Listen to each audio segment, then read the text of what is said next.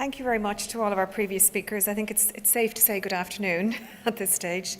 While our panel is getting wired up, and I think, Bridget, that includes you as well. You're already wired. Excellent. I'm going to invite those panel members that are here maybe to join us on the red sofas. And I'll introduce them as they come up.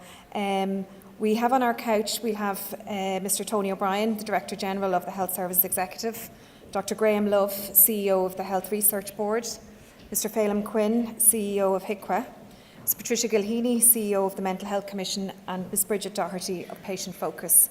We probably will have some people joining us from the other concurrent sessions, and you may have heard an energy and a noise as the doors were opening there. So I just want to say we have a very special treat at our lunch break. The Health Voices Choir are coming in, and they're going to perform for us over lunch break. So I think that'll be a very nice addition to our day. So no more than yesterday, we'll have the art, the music, and the sciences coming together. I'm going to maybe just as we move and welcome our people on the couch to do some reflections over the last 2 days, and then to invite our participants on the couch, and hopefully some of yourselves here in the audience as well to join in. Yesterday evening, when Philip Crowley finished the day, he talked about this was like a shot in the arm. And sometimes, we do need a shot in the arm to remind us why we're here and what we're doing. And then I'm going to borrow very boldly Mrs. Doherty's phrase, so thank you, Colin, for providing it, to say that every medical student should really have a colonoscopy to understand and what they're about.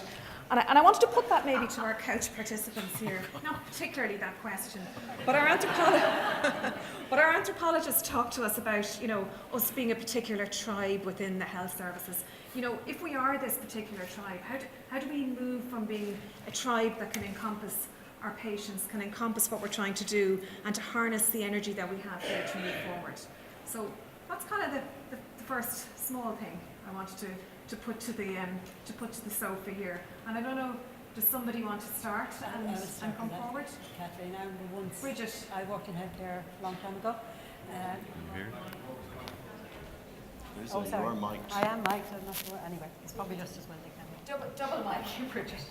And one of the things actually I once did in my innocence was to actually taste the barium that I was asking a patient to drink for me, and it was the most awful experience, and it actually that thought never left with me for life. So I'm not saying everybody should have colonoscopy, and definitely wouldn't, but I think we need to sit and listen to patients, whoever we are, to actually find out what they're feeling. And I suppose from what we do in Patient Focus and the stories we hear, the amount of people that actually are sad about their care is, you'd say 80% of them at least would be because they had a good communication experience. They didn't understand what happened. There was no time for explanations, which again we heard today. So I think communication is key. So there's a piece in what you're saying there is how do we stay sensitised in almost a way to our patients and our families and what they need. Like, Phelim, from your perspective, and as a regulator who visits our hospitals and our services many times, like, what are your thoughts, or how do you think we can do better maybe? Well, I suppose this morning we've already talked about, what is a massive national initiative in the National Patient Experience Survey. So I see that in the first instance as one of the major steps forward in actually, I suppose, acknowledging at a national level that we need to start listening to the experiences of patients in our hospitals. But I suppose one of the other big areas that HICWA is involved in is in the area of long-term care for older people, and as well as that residential care for people with a disability. And I think one of the critical issues, and it was a lesson for us as well last year, there was a report out from Inclusion Ireland, which looked at, I suppose, the voice or the lack of voice of service users within reports that HICWA were producing for services for people with a disability.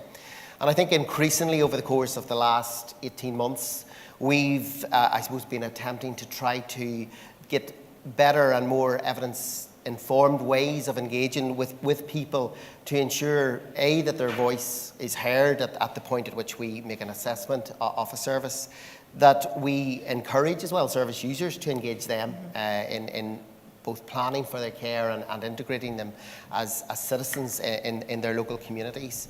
But as well as that, I suppose, making sure that the rights of those individuals are recognised and addressed as citizens here as well in Ireland. So, I mean, I would say our narrative in the course of the last 12 months has changed very, very much towards a sort of a rights-based narrative to ensure, in actual fact, that we do have patients and service users at the centre of what it is that we do. And I think that's just like the whole sense of that rights-based approach and moving forward is something I think we'll all have to start thinking about. I mean, I'm thinking here as well, like, we do so much so well, and we have so many good things in our system, and we can clearly see by your energy in the room and the discussion, we're all really looking to see how we can do this better, how we can build on where we're at. Tony, from your perspective and the whole of the HSE being your, I suppose, being your world, how would you describe how we can make all of this real and meaningful for our patients and for our staff and for our citizens? Well, I'll just start by teasing Colin. He's very fond of recommending colonoscopies, but as a neurologist, he should really undergo deep electromuscle stimulation. He did it to me once, and he hadn't had it done, and I can't resist the opportunity. I think we all have to remember, and I'll paraphrase Maya Angelou, we don't always remember what people say, we don't always remember what people do, but we definitely remember how people make us feel, and that lives with us for a long time. And so it doesn't necessarily matter that 80+% of what the health service does is good. What matters is the impact on the individual, their family, society as a whole on those occasions where it's not good, particularly if it's not good because we've broken, or one of us or collectively, we've not addressed people's feelings and their individual needs in the right way, or we've handled the fact that something has gone wrong particularly badly. So each of us, the 120-odd thousand of us who work in healthcare, directly, indirectly, need to bear that in mind in every interaction. But at a system level, to bring back to the point you're specifically addressing to me, I think it's not just enough to do the things that Colin has described around involving direct patient experience and design of models of care. We also need to include patient, or more particularly population experience in the design of our systems and in the way we manage our service, such as the way the mental health division has a service user on its management team, such as the way Philip's division, quality improvement, has 2 people from patients for patient safety. So it's around, from at every level, a kind of a multi-level approach, ensuring that we always understand the humanity of the project we're involved in, which as humans we ought to be able to do, although sometimes pressures might deflect us, but also that we begin to introduce that in our planning systems, in our regulations, in our resource allocation, and so on. So as we learn how to do that, and I'm going to put Philip on the spot in a minute, so as somebody finds a mic for Philip, just to find out from Tony's comment how that actually has been working for you in that description. You know, sometimes I always find if we don't know how to do it or we're struggling a bit, you know what we really need? We need a bit of research. So, you know, if we're not quite there, what would you recommend, or where are you at in the research agenda around patients and public involvement? We've, can you hear me okay? Yeah, my mic is up. We've introduced an initiative we're driving very hard now called public-patient involvement. And I've heard the word paternalistic used here a lot today, which comes basically from a view that kind of we, the professionals, know best, and we will decide, you know, what type of care you need, how it should be delivered. And the same actually extends to research. In trying to find new therapies, methods of prevention, etc., we great doctors and scientists have a habit of deciding what's best, which topics should be researched, how it should be done, and how we should share it. And there's been very little engagement, particularly in this country, with the kind of patients and public stakeholders in this. They're not involved in setting the research questions. They're not involved in the actual conduct of the research very often, other than slightly paternalistic trials, and not involved in assessing the outcomes of that. And I think that goes some way to explaining why there's still a big gap between the production of research and its implementation into practice. And I think if we could bring those stakeholders more meaningfully into that process, we're likely to close it. In the UK, the James Lind Alliance did a big exercise a number of years ago and looked at the top 10 priorities according to researchers, professional researchers, and they managed to sort of do a proper sampling approach to the top 10 priorities for the public. And they weren't the same list. So I think there's a strong message in there for us about how we go about our business. Yeah, I mean, it's real food for thought, isn't it? Like, what are our priorities? What are our population priorities? What do we want? Philip, I hope you don't mind me putting you on the spot there, but I think it would be interesting just in that discussion to hear how your experiences have been. Yeah, I mean, obviously our division one of its primary focuses is to promote the role of the patient. So it would be kind of inconsistent if our management team didn't have patient representation on it. I think we're lucky to have an organisation like the Patients for Patient Safety Ireland, which is, if you like, a constituency from which Melissa and who's here today actually comes from, and therefore can report back to, and they can bring, in other words, their own agenda. Because I think the key I find anyway, and I've worked with patient groups all my life, is you can have models where you engage patients and you tell them what you're doing and you've got great plans and what you think of this, what you think of that, and that's good up to a point. But it really gets interesting when you allow patients to develop their agenda and then you have to listen to them and you say, okay, well, what are we going to do about that? And what are your ideas about how we might do this better? And that's, I guess, where we're trying to get to. It hasn't created any tension at all. I think our team have really welcomed it, and I hope the patient reps have found it useful so far. Yeah. That's really helpful to hear. That I'm going to ask you, Patricia, just thinking about the mental health services. Like, sometimes we'd say we've got it much better in our mental health services in working with our clients, and some people say no, we haven't. We're further behind. What do you think, or where do you feel the Mental Health Commission has brought this agenda forward? Well, I think it's a very interesting question, because in some ways I would say that the mental health services have probably led out in this area. Not necessarily throughout the entirety of the country, but certainly in pockets. For example, there are a number of service providers where a service user representative is a member of the interview panel for all staff in that service. Now, I think that's absolutely fantastic. Others have commented, well, what would that person know? I would suggest that they would know everything, because the reality is that we all are used to the terms the art of healthcare and the science of healthcare, but particularly in mental health care, the key intervention is the therapeutic use of the interaction between the healthcare provider and the person who's in receipt of care. And I deliberately haven't used the word patient, because the last time I looked at the Interpretation Act 2005, we were all persons. So we are all recipients of healthcare in some guise or other. So I think that's one area where it has worked quite well. In terms of the patient experience, back in 2012, we published a national review of service user experience in acute mental health care, and the report's available at our website. Just get that plug in. And I think the important thing there as well, so what? Your point earlier on, Kathleen, we have an awful lot of research, do we really need it? What do we do with it? And I think that's key. I think it's very important that research findings are actually implemented. And we went out to people and we said, what is it that you want as a result of this? And we have, as the regulator, looked at ensuring that what service users said they wanted is actually being put in place. And we have a long way to go. We're not there yet. We certainly have a long way to go. There's a particularly good piece of research that will be published very, very shortly. It's been led out by Professor Colin MacDonald in the University of Galway. And it's looking at service user experience of their care under the Mental Health Act 2001. It's quite an extensive study. And just to take up Graham's point, the idea and the genesis of that research came from service users. The research team and the oversight governance for the whole research programme involves service users, and the actual groundwork and fieldwork was predominantly carried out by service users. And I've been heartened recently. I had the opportunity with two of my colleagues to travel around the country to meet with the executive management teams. And it was heartening to see that in some areas, the service user was sitting around the table as a member of the management team. And as you know, I'm not one for being quite shy. And I asked at one of the meetings, I said, well, what role do you play on the management team? I was really trying to find out, was this a token gesture? And I was delighted to see that absolutely it was not a token gesture. The person concerned was very vocal, very articulate, and was able to share difference that she had made by her participation on the team.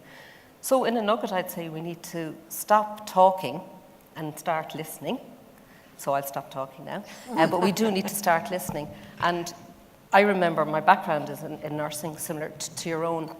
And way back in 1978 when I started, yes, I know I look very young, thank you.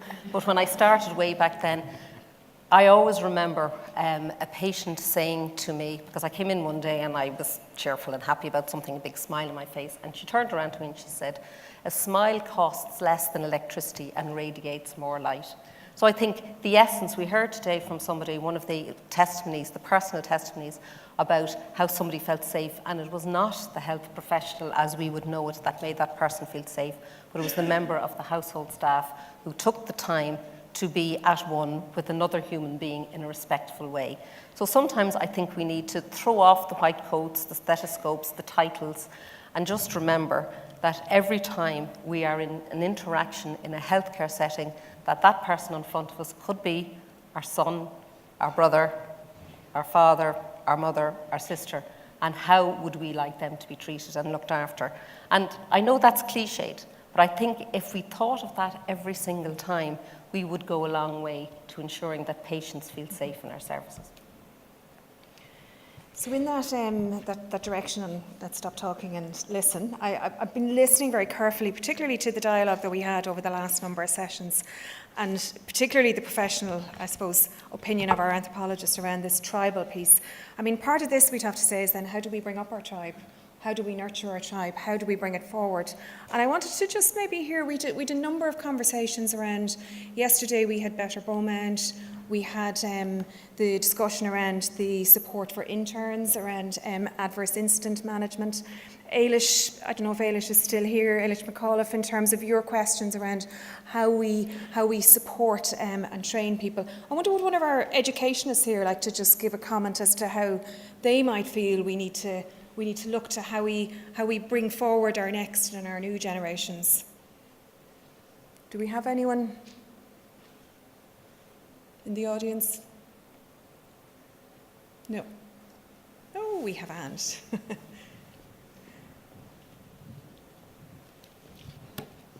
Just when you thought you could relax and, there was people on the red sofa who were the only people who were going to be asked questions. Thanks, Kathleen. I'm not an educationalist, but I am a CEO, so maybe I am.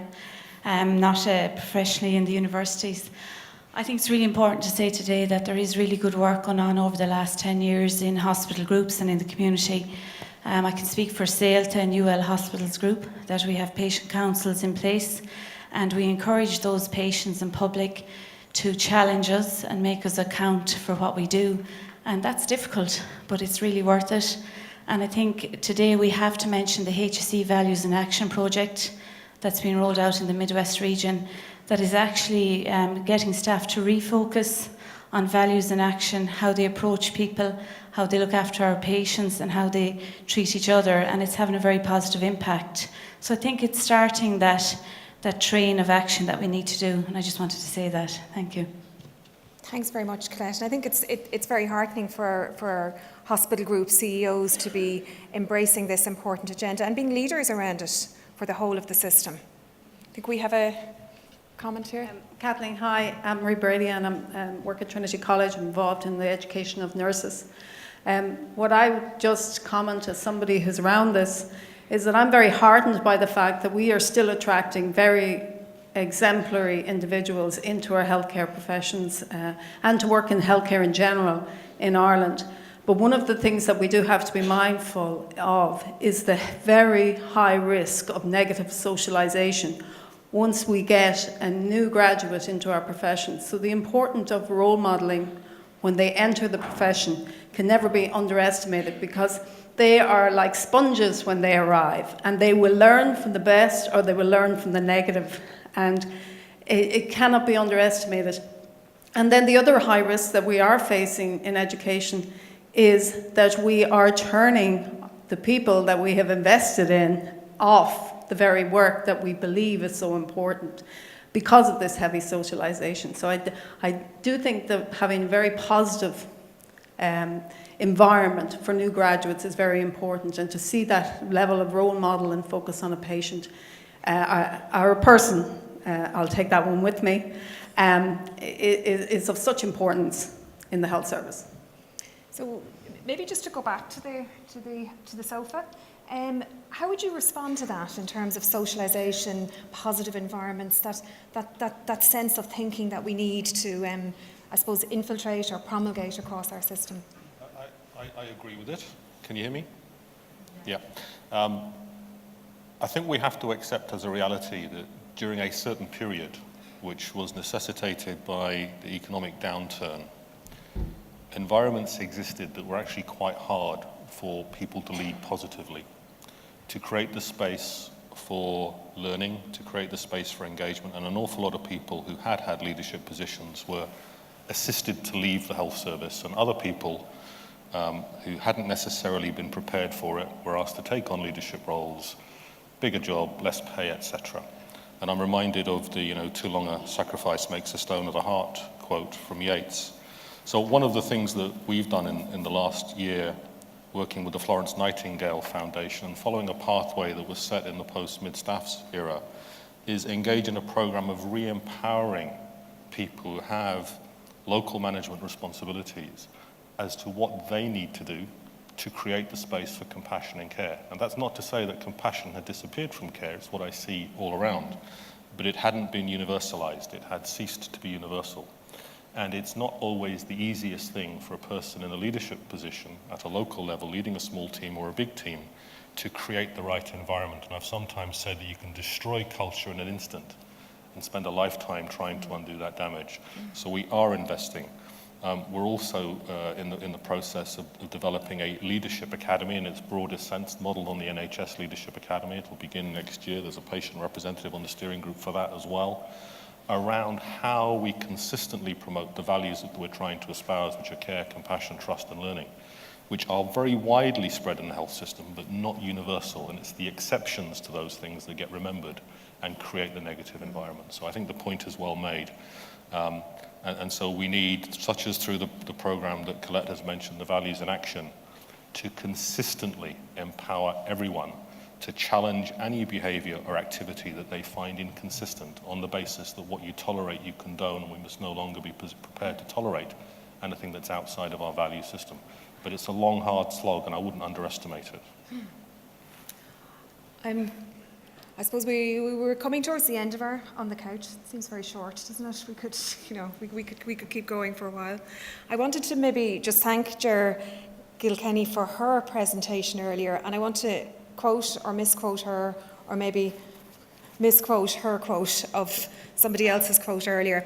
And what she said was, alone we can do so little, but together we can do so much. And listening to the partnership that our previous speakers talked about, where we as the department from the policy end, working with our health service executive colleagues, working with our Health Information and Quality Authority, working with Bridget representing patients, how we're looking to see what we can do together to deliver and put a real focus and an energy on. And what I really love to finish up on the sofa here is if people on the sofa maybe say what we really could continue to work together on to achieve to get to the other end. We all obviously have our own roles and responsibilities and things we have to deliver, but there's some really important things that probably we could work very strongly together on and really make big differences in probably a shorter space of time than if we continue to try and do it on our own. Balaam, you seem to be nodding there. Well, only insofar as I think when I look even across the people on the couches, I mean, there are a number of collaborations that have occurred over the course of the last year that I think have built a very, very solid foundation for future collaborations towards better, safer services. So as an example, this morning, Graham announced the CISR award, and I think that shows a very, very considerable level of collaboration in relation to NCEC, but also, the actual CISR work itself. National Patient Experience Survey, a very clear collaboration between the Department of Health, the HSE and ourselves. And I think, again, what was very, very heartening right from the outset, right from the beginning of that proposal, when we had the two Tonys, Tony Houlihan and Tony O'Brien, in the room, there was buy-in from that very, very high level, and now very, very definite engagement at the level of practice.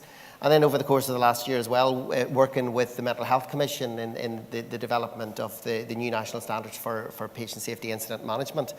And interestingly, in the course of the last year as well, working alongside colleagues within the HSC Social Care Department or Directorate, and Patricia Rickard-Clark in the National Safeguarding Committee, looking at how we can actually start to raise public awareness of the whole issue of vulnerability or vulnerable adults, and how we can address issues at public awareness level, practice level, but also national policy and legislative level. So there are multiple opportunities, I think, for us all to work collaboratively without necessarily compromising, I suppose, the way in which our organisations have been set up. And I think that sort of the vista is wide, but it's full of opportunity. So we creating open doors. Any other open doors anybody sees here? I think that while we don't always 100% agree with each other all the time, 99% of the time, we agree about almost everything. And even in the teeth of sometimes fractious arguments, we're agreeing on other projects and we're taking them forward, such as the experience survey. And everyone on the couch has a leadership role, and we're privileged. In the healthcare sector, we are leading an incredibly committed, talented, capable set of individuals, all of whom every day go to work to do the very best they can. And our job is to collaborate with each other to make it possible for them to do the best they can. It's really as simple as that. And even if we're disagreeing not about the objective, merely about how to do it. Mm-hmm. Mm-hmm. So there's a harnessing piece here of all of this energy. What about the sofa? One last thing I'd like to sort of make a call out to people on is we have, as a specific example, where the influence and power can be brought to bear. There's a data protection regulation, for example, coming from Brussels in 2018, and it's kind of coming from the post-Snowden era, Facebook, Google's, and that type of stuff, and clamping down on privacy, etc., which I think will have certain unintended consequences in the health space. And we really need the broader patient constituency to shout up for this, to try and get the balance redressed in this, so that the balance of privacy and the need to share information for the public good is called out and ends up being in the legislation that gets applied. And no matter how many people are on this couch, etc., calling for it, that's actually going to come from the patient constituency and the public in general. So I'll finish with a call to arms for people to actually start shouting for it. And on that call to arms, Bridget, maybe we give you the last word there. Yes, I'm going to call for that from today onwards. I don't think we need any more processes or whatever, but I would ask that when the outcome of care isn't what's expected, that we, in a very timely, compassionate, transparent way, sit down with the patient, the families, and explain to them what happened. There's lots of processes that will happen one way or another, but for the patient and the family, don't compound their hurt any further by making them fight and struggle to get answers through a maze of processes, which I mentioned before. It's not fair. And I just, honest communication is all they ask for.